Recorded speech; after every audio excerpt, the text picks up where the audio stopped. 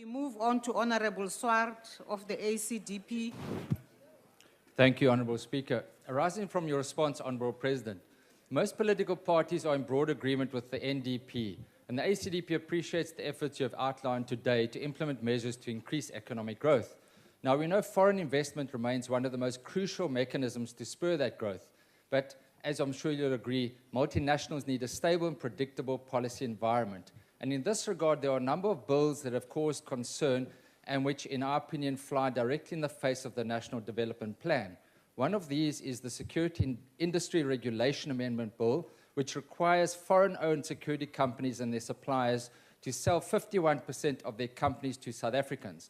Now, that is in violation of our WTO's General Agreement on Trades and Services, and also causes investors to wonder what sector next will have to hand over their businesses. The other pieces of legislation are the Protection and Promotion of Investment Bill, the Expropriation Bill, and the Mineral and Petroleum Resources Development Amendment Bill.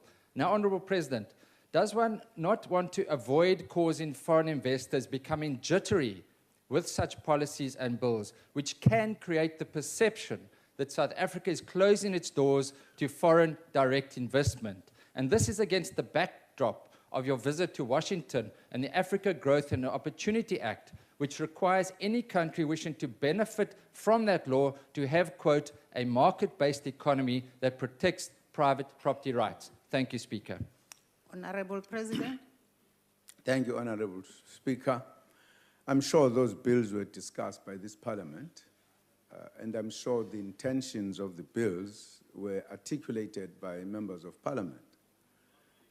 These were very specific, as you have just reminded us, very specific to specific sectors.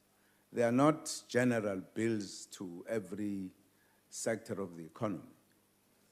The one of security, there were specific considerations that were being raised insofar as that is concerned.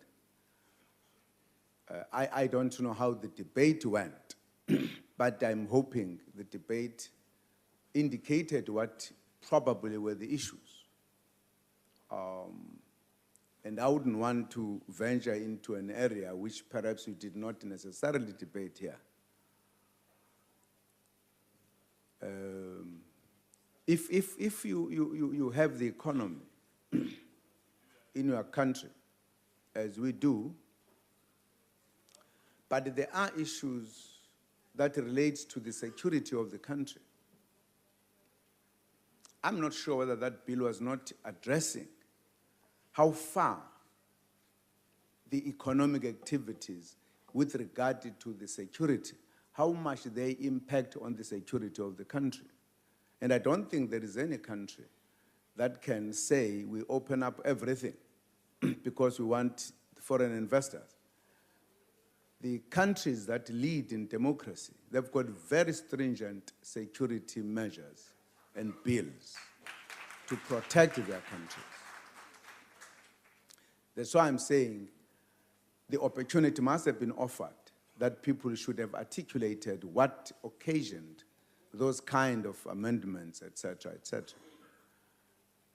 With regard, as well, with regard to the second bill that you mentioned, I think there has been an agreed kind of approach that whilst the foreign direct investment is absolutely important, but you cannot do it at the exclusion in order to look at the internal dynamics, also the benefits to the citizens of the country, insofar as the economic activities are concerned.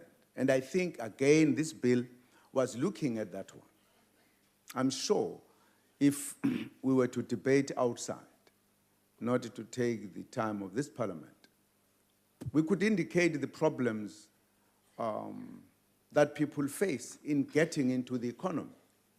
Because as you know, the economy does have a tendency to monopolize things. Now, what do you do with the citizens if that continues? A country will then look at how you introduce the laws that must also cater, as they cater for the foreign direct investors, they must also cater for the citizens of the country. My understanding of the two bills were addressing those kind of issues, and I think no country cannot address those issues. I think any foreign investor will realize that this country cares for itself. And I don't think at the end they will not come because they see the two bills that address very specific issues. I don't think that will be the case. Thank you.